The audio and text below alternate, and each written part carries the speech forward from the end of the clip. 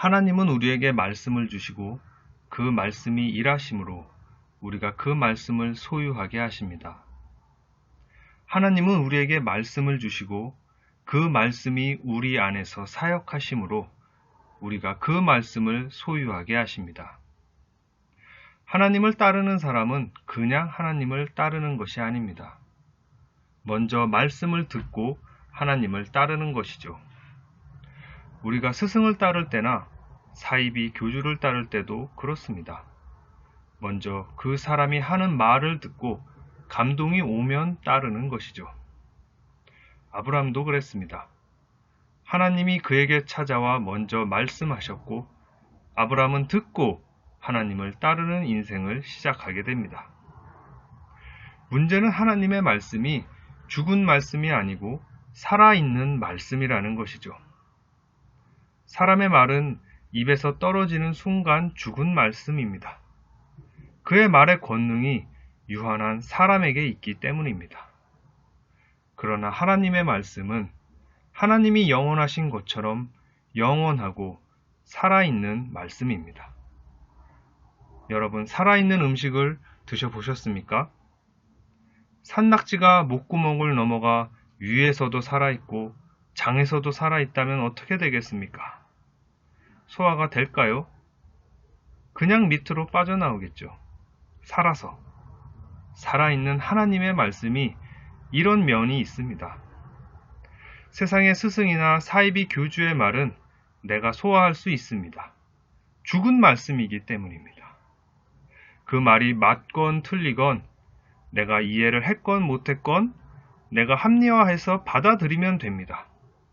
죽은 말씀이기 때문입니다. 죽은 고기는 구워서 먹으면 소화시킬 수 있습니다. 그러나 산 고기는 뱃속에서 죽지 않으면 결코 소화시킬 수 없습니다. 살아있는 하나님의 말씀에는 이런 면이 있습니다. 그렇기 때문에 성도의 현실은 어떻죠? 말씀을 들을 때에는 기쁨으로 받습니다. 입에서는 달아요. 그러나 뱃속에서는 소화를 못 시킵니다. 그냥 빠져나옵니다. 뱃속에서는 쓴 거예요. 말씀이. 그래서 듣고 싸고를 반복합니다. 무슨 말인지 아시죠? 그러다가 도저히 못 참겠는 순간이 옵니다. 그럼 바로 설사를 쌉니다. 들이받는 거죠.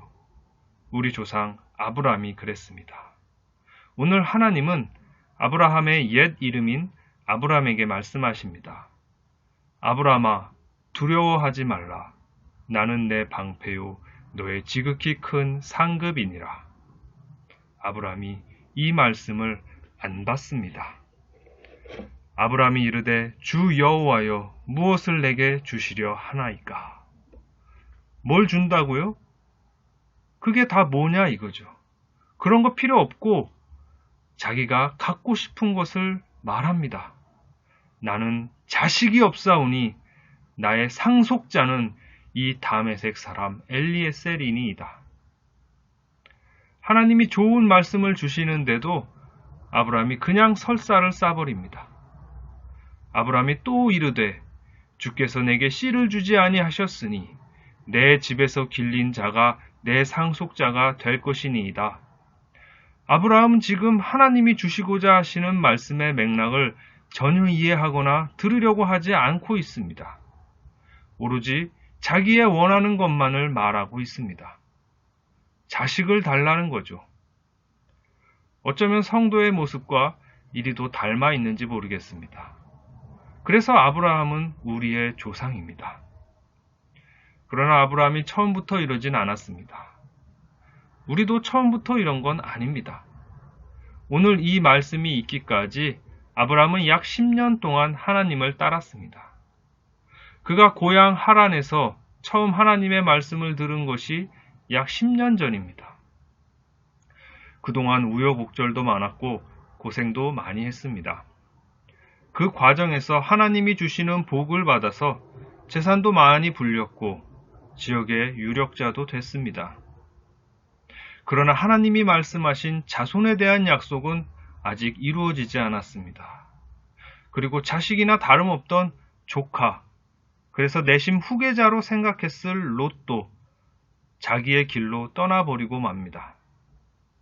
오늘 본문은 이 조카 롯이 아브라함의 상속자 후보에서 완전히 탈락한 후에 아브라함에게 임하신 말씀입니다. 롯은 아브라함을 떠나 소돔으로 갔었습니다. 소돔은 우리가 다 아는 그 소돔이죠. 롯이 소돔으로 갔다는 것 자체가 그의 수준을 보여줍니다. 그런 롯이 그곳에서 전쟁에 휘말려 포로가 되었습니다. 그를 다시 아브라함이 자기의 군대를 동원하여 구출한 에피소드가 오늘 본문 직전의 내용입니다. 여기서 아브라함은 멜기세덱의 축복을 받았고 또 그에게 11조의 예물을 드렸습니다. 훈훈하게. 그러나 롯은 아브라함에게로 돌아오지 않았습니다. 롯은 다시 소돔으로 갔습니다. 아, 삼촌, 이제 내일에 제발 참견하지 마세요. 이랬겠죠. 소돔 왕이 아브라함에게 전리품을 모두 가지라고 했습니다. 아브라함이 얼마나 상심했으면 그것을 다 거절합니다. 기름값하고 밥값 정도만 챙기죠. 이후에 하나님의 말씀이 임하십니다. 이후에 여호와의 말씀이 환상 중에 아브라함에게 임하여 이르시되 아브라함아 두려워하지 말라. 나는 내 방패요 너의 지극히 큰 상급이니라. 나는 내가 너의 방패요 내가 너의 상급이다. 아브라함아 나야 나. 롯도 아니고 자식도 아니고 세상에 어떤 것도 아닌 내가 너의 방패고 내가 너의 상급이야 라고 하나님이 말씀하시는 것입니다. 아브라함이 설사를 쏴버립니다. 아브라함이 이르되 주 여호와여 무엇을 내게 주시려 하나이까? 제대로 들이받습니다. 나는 자식이 없사오니 나의 상속자는 이 다메섹 사람 엘리에셀이니이다. 엘리에셀 섭섭하겠네. 엘리에셀은 아브라함의 집사였습니다. 그는 신실한 종이었습니다. 후에도 나오지만 이 사람은 하나님을 잘 섬기는 사람이었습니다. 롯하고는 달랐죠. 그럼 그냥 내 종 엘리에셀 이러면 되잖아요. 그걸 이 다메섹 사람이라고 합니까? 우리라고도 안 하고 이 다메섹 사람. 이런 말 쓰는 것 보면 한국 사람이나 중동 사람이나 감정은 비슷한 것 같습니다. 비슷한 얘기로 나중에 요셉이 애굽에서 모함을 당할 때 무슨 소리를 듣습니까? 보디발의 아내가 그를 히브리 종이라고 부르죠. 주인이 데려온 히브리 종이 우리를 희롱하는도다 이럽니다. 고향이 다르다 이거죠. 경멸하는 것입니다. 아브라함이 여기서 끝내지를 않습니다. 적당히를 안 합니다. 불안하죠. 아브라함이 또 이르되 주께서 내게 씨를 주지 아니하셨으니 내 집에서 길린 자가 내 상속자가 될 것이니이다. 아브라함이 또 이르되 같은 얘기를 또 하고 있어요. 이런 얘기는 사람도 잘 안 들어줍니다. 술 먹었으면 들어가 자라. 이래버리죠. 뺨 따구가 나갈 타이밍인데 우리 하나님 아브라함을 상대해 주십니다. 여호와의 말씀이 그에게 임하여 이르시되 그 사람이 내 상속자가 아니라 내 몸에서 날 자가 내 상속자가 되리라 하시고 하나님이 아브라함이 원하는 말을 해주십니다. 하나님이 원래 주시고자 했던 처음 말씀은 이게 아니었죠. 내가 너의 방패요 상급이요 상속자다. 이 나를 너에게 주마. 라는 대단한 비전이었습니다. 그러나 아브라함의 상태를 보니까 하나님이 자기를 꺾으신 것입니다. 하나님의 말씀이 아브라함의 수준으로 내려오신 것이죠. 성육신이죠. 말씀의 성육신입니다. 그리고 하나님은 우리 안에서 하나님의 말씀이 일하심으로 하나님이 원래 주시고자 했던 하나님 수준의 말씀이 우리의 것이 되게 하십니다. 창조 사역이죠. 안 되는 우리가 되는 우리가 되는 것입니다. 이것이 우리의 구원입니다. 하나님이 우리의 방패가 되시고 하나님이 우리의 상급이 되시는 하나님 수준의 말씀이 우리의 소유가 되는 것입니다. 하나님은 이 일을 우리 안에서 말씀을 통해 이루십니다. 말씀을 주시고 그 말씀이 일하심으로 우리가 그 말씀을 소유하게 하십니다. 말씀이 우리 안에 오셔서 펄펄 살아서는 우리가 소화를 못 시키니까 말씀이 죽으시고 그래서 소화가 되시고 우리 안에서 소화된 말씀이 다시 살아나셔서 우리도 살아나신 그 말씀으로 말미암아 살아있는 하나님 수준의 말씀을 내 안에서 갖게 되는 것입니다. 여기까지 오면 머리가 아픕니다. 머리가 아파요. 이때 아브라함도 아마 장막 속에서 혼자 머리 싸매고 있었던 것 같습니다. 그래서 하나님이 일단 그를 밖으로 꺼내십니다. 그를 이끌고 밖으로 나가 이르시되 하늘을 우러러 무뼈를 셀 수 있나 보라. 자, 일단 진정하고 밖으로 나와라. 심호흡을 하고 하늘을 봐라. 별이라도 좀 세. 아브라함이 하늘을 보고 열을 좀 식혔을 겁니다. 별을 세보거라. 죄송합니다, 하나님. 제가 흥분했습니다. 별을 세보거라. 네, 참 많네요. 죄송합니다. 별을 세보아라. 네, 알겠다고요. 또 그에게 이르시되 내 자손이 이와 같으리라. 내 자손이 이와 같으리라. 내 자손이 어머 아멘! 우리 믿음이 대단한 것 같으세요? 우리 믿음이 딱 이 정도 수준입니다. 성경에는 이런 비슷한 장면이 굉장히 많이 나옵니다. 사람이 물고기 뱃속에 들어갔다 나오기도 하고 까마귀가 주는 밥을 먹기도 하고 나귀가 말을 하기도 합니다. 산신령처럼 도끼가 물 위로 올라오기도 하고 죽은 사람도 여러 번 살아납니다.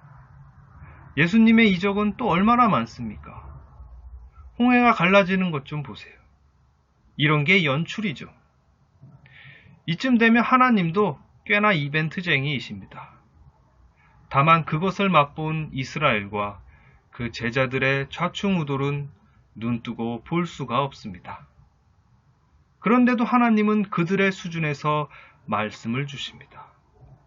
그 행위를 반복하시죠. 꽤 오랫동안. 그리고 우리의 믿음을 이끌어 내십니다. 아브라함은 10년 걸렸습니다. 저는 지금 한 26년째 하는 것 같습니다. 아브라함이 여호와를 믿으니 여호와께서 이를 그의 의로 여기시고 드디어 믿음이 나왔습니다. 하나님이 이렇게 말씀하시니까 믿지 않을 수가 없잖아. 이런 느낌입니다. 뭐 대단한 건 줄 아셨어요? 그런데 사실 믿음은 대단한 겁니다. 믿음이란 큰 결심입니다. 믿음은 오랫동안 내가 설정했던 구원의 방법을 버리는 결심입니다.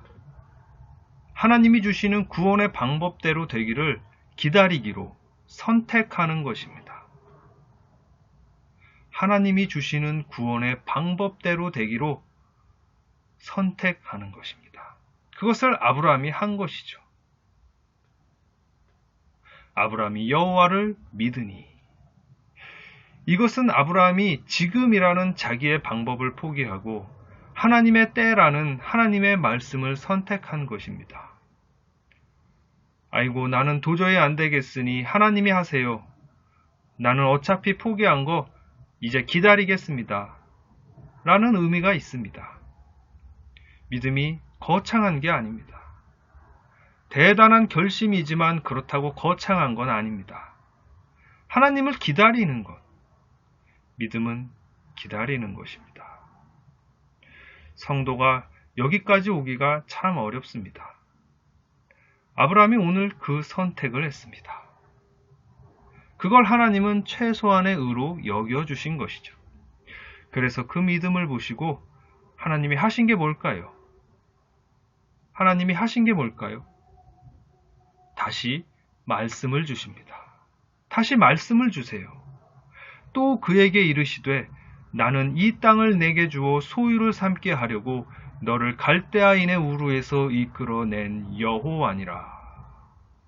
하나님은 자기를 낮추셔서 아브라함의 수준에서 말씀을 주셨고 아브라함은 그제서 그 말씀을 믿음으로 받았습니다.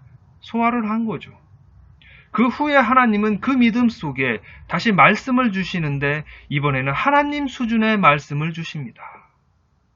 자식을 넘어서 수많은 자손들이 살 수 있는 터전, 땅에 대한 약속입니다. 땅은 궁극적으로 하나님의 나라를 나타냅니다. 아브라함이 또 이해를 못하죠. 이해를 할 리가 없죠. 아브라함은 지금 자식이 급하지 땅이나 하나님의 원대한 뜻까지 바라볼 비전이 없는 상태입니다. 그가 이르되 주 여호와여 내가 이 땅을 소유로 받을 것을 무엇으로 알리이까? 그래서 알려고 합니다. 믿으면 되는데 진짜 믿으면 됩니다. 그런데 알려고 합니다. 이해를 못하겠으니까 아브라함이 알기를 청합니다. 왜요? 소화가 안 되니까. 또 소화가 안 되니까 가슴을 치면서 말하는 거예요. 아, 하나님, 여기서 걸렸는데 물 좀 한 모금 주시면 안 될까요? 무엇으로 알리이까? 그냥은 믿기가 좀 힘든 말씀인데요, 하나님. 확실하게 알 수 있도록 보증이나 보장을 좀 해주시면 안 될까요? 아주 겸손하게 말한 것입니다. 솔직한 거죠. 좋은 겁니다. 아브라함의 믿음에 하나님의 말씀이 임하셨지만 아직 그 믿음이 하나님 수준의 말씀을 받기에 연약한 겁니다. 베드로도 그랬고 모든 사람이 다 그렇습니다. 그래서 아브라함이 우리 믿음의 조상입니다. 무엇으로 알리이까? 하나님이 방법을 제시하십니다. 여호와께서 그에게 이르시되 나를 위하여 3년 된 암소와 3년 된 암염소와 3년 된 수양과 산비둘기와 집비둘기 새끼를 가져올지니라. 총 5마리를 가져오너라. 아브라함이 이해할 수 있고 행할 수 있는 방법으로 하나님이 말씀을 주십니다. 이것도 하나님의 말씀입니다. 동물 5마리를 잡아갖고 오라는 것이죠. 무슨 뜻 같습니까? 무슨 뜻 같죠? 나에게 재물을 바쳐라 이런 뜻 같습니까? 아닙니다. 이 행위는 제사나 번제의 형식으로 진행되지 않습니다. 본문의 내용을 볼 때 이 행위는 고대 근동의 계약의 형식이라고 보는 것이 일반적입니다. 자, 사람들이 하던 대로 똑같이 계약을 체결하자. 이런 거죠. 아브라함이 어떻게 했는지 볼까요? 아브라함이 그 모든 것을 가져다가 그 중간을 쪼개고 그 쪼갠 것을 마주 대하여 놓고 그 새는 쪼개지 아니하였으며 솔개가 그 사체 위에 내릴 때에는 아브라함이 쫓았더라. 아브라함이 먼저 동물들을 가져다가 목을 베고 피를 뺐겠죠. 그리고 배를 갈라서 속을 따고 반으로 잘라서 통로를 만들었을 것입니다. 새는 2마리니까 쪼개지 않고 마주 보게 놨던 것 같습니다. 이제 하나님이 이 사이를 지나가시면 계약이 이루어지는 것입니다. 하나님은 이 방법을 제시하셨고 아브라함은 이것을 보고 하나님이 주신 말씀을 받아들이고자 한 것입니다. 아브라함은 자기의 행위에 하나님이 응답하심으로써 하나님의 말씀을 알기를 원했습니다.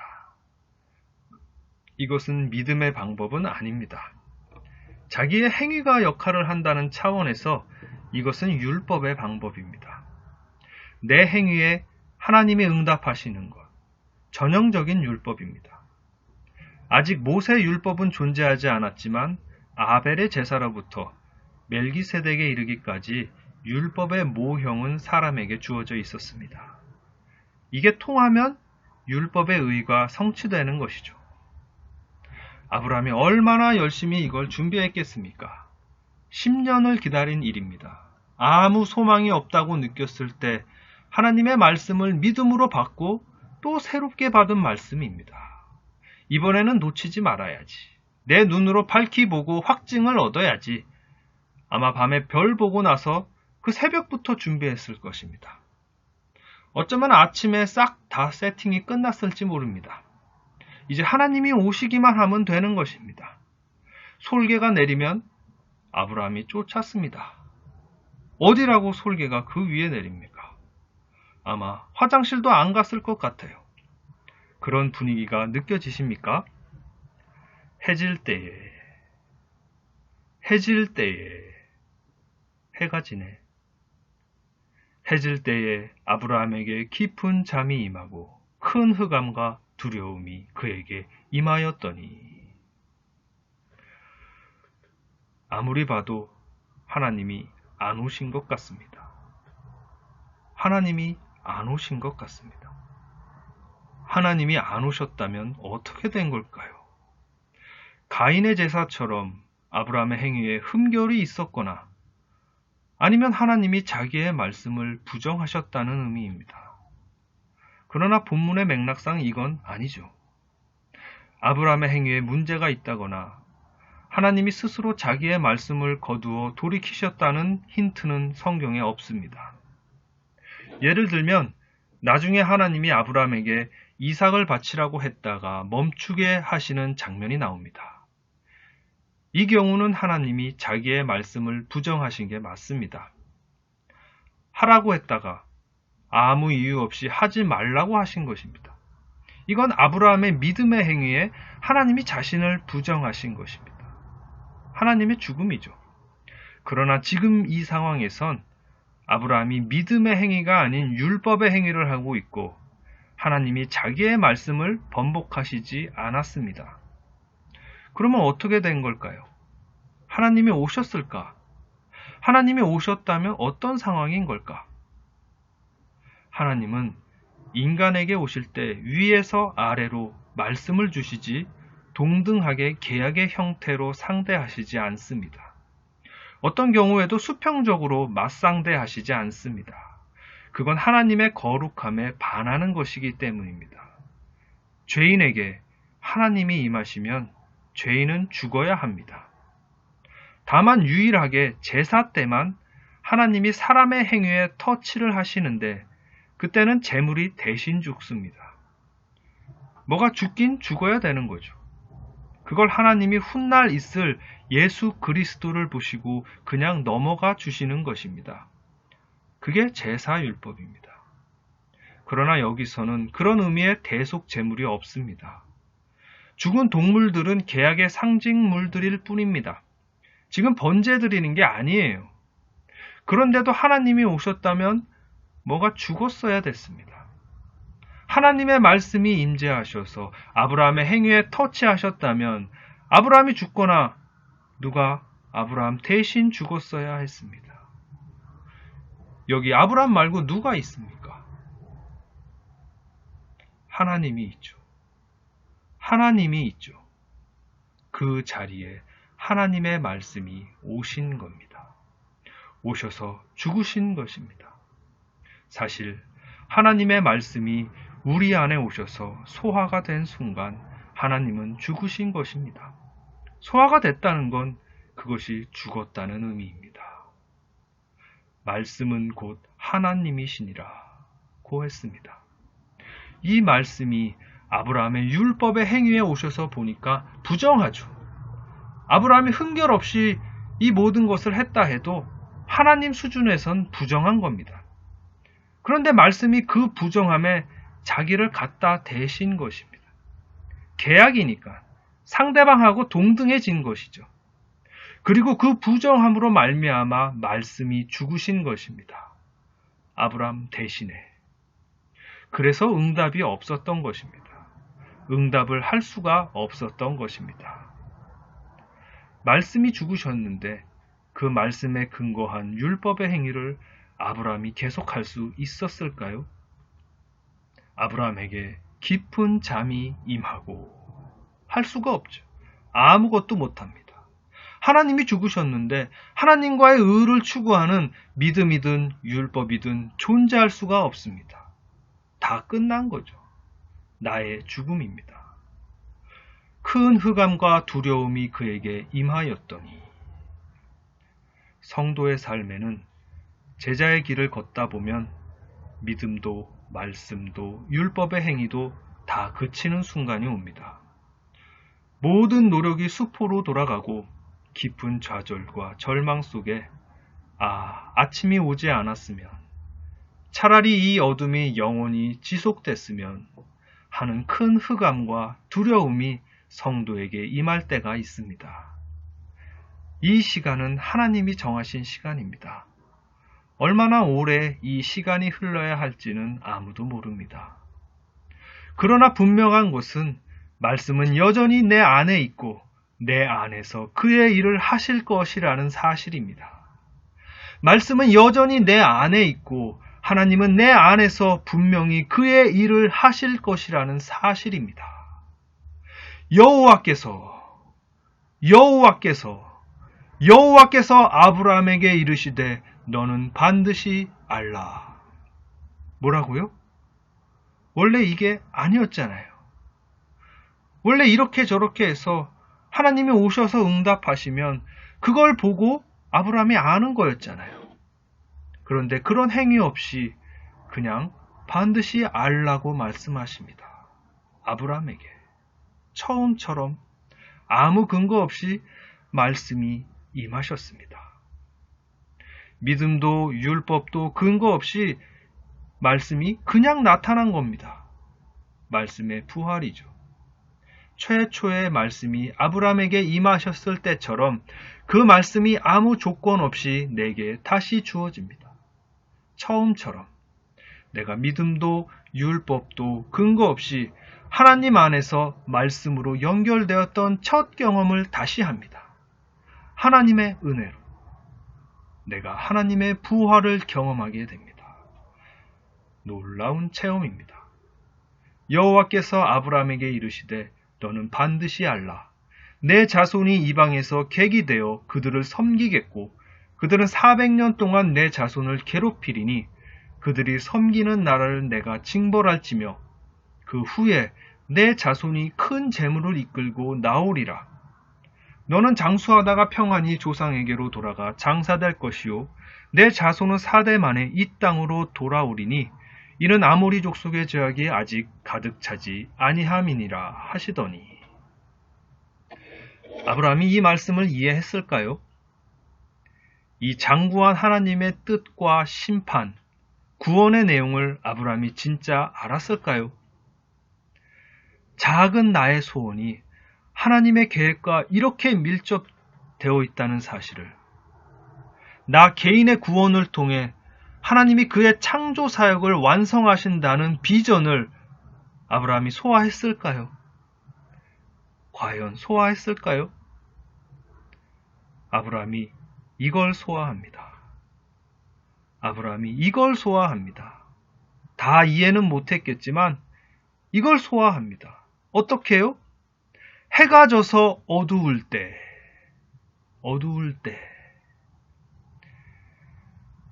이미 어두워져서 아무것도 보이지 않을 때 아브라함이 할 수 있는 것은 아무것도 없었습니다.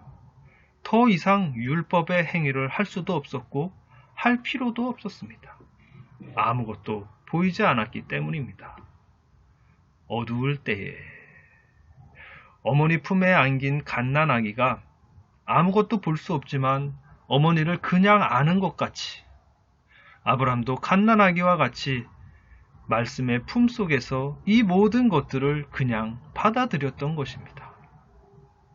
어머니의 사랑과 은혜 속에서 아기가 의심하지 않는 것처럼 아브라함도 하나님의 말씀의 은혜 안에서 믿음으로 이 모든 것들을 소화한 것입니다. 해가 져서 어두울 때에. 성도의 인생에도 제자의 길을 걷다 보면 내 인생의 해가 져서 어두울 때가 있습니다. 바로 그때에 하나님이 내 안에 말씀으로 들어오셔서 성령으로 또한 말씀하시는 것을 경험할 때가 있습니다. 그때 우리는 율법의 행위를 완전히 내려놓고 믿음으로만 온전히 하나님을 의지하게 됩니다. 말씀 안에서 믿음으로 그렇게 하는 것입니다. 성도는 이때 여러 가지 경건 행위들로 내가 의로워지려는 옛 시도를 버리고 예전에 반드시 행했을 부족한 타인에 대한 비판과 불관용 등을 겸손히 거두어 드립니다.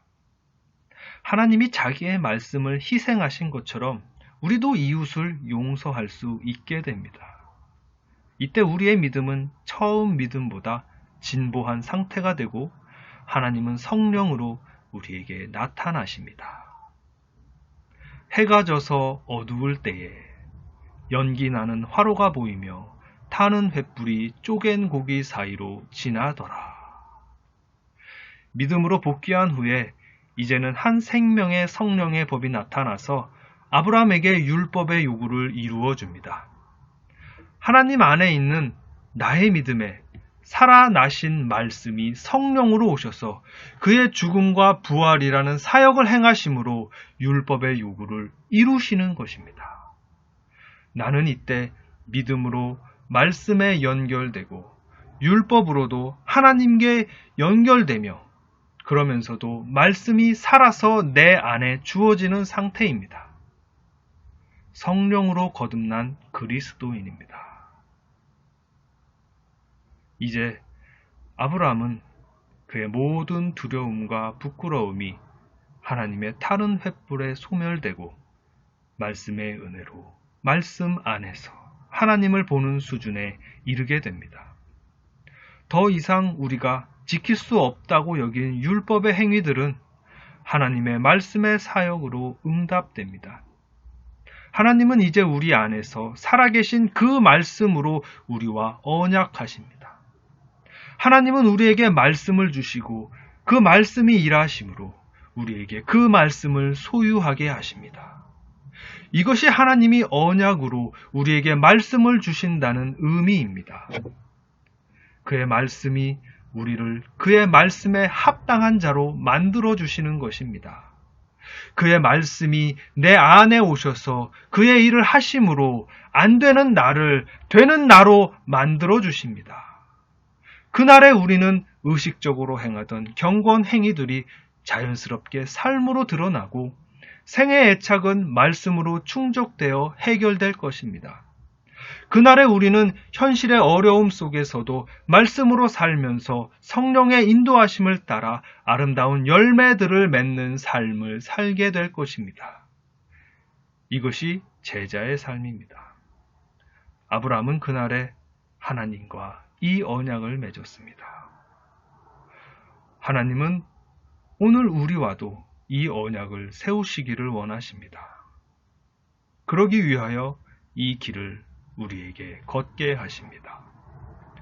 그리고 그 날에 하나님은 우리와 더불어 말씀의 언약을 세우실 것입니다. 그 날에 여호와께서 아브람과 더불어 언약을 세워 이르시되 내가 이 땅을 애굽 강에서부터 그 큰 강 유브라데까지 내 자손에게 주노니 곧 겐 족속과 그니스 족속과 감몬 족속과 헷 족속과 브리스 족속과 르바 족속과 아모리 족속과 가나안 족속과 기르가스 족속과 여부스 족속의 땅이니라 하셨더라. 아멘.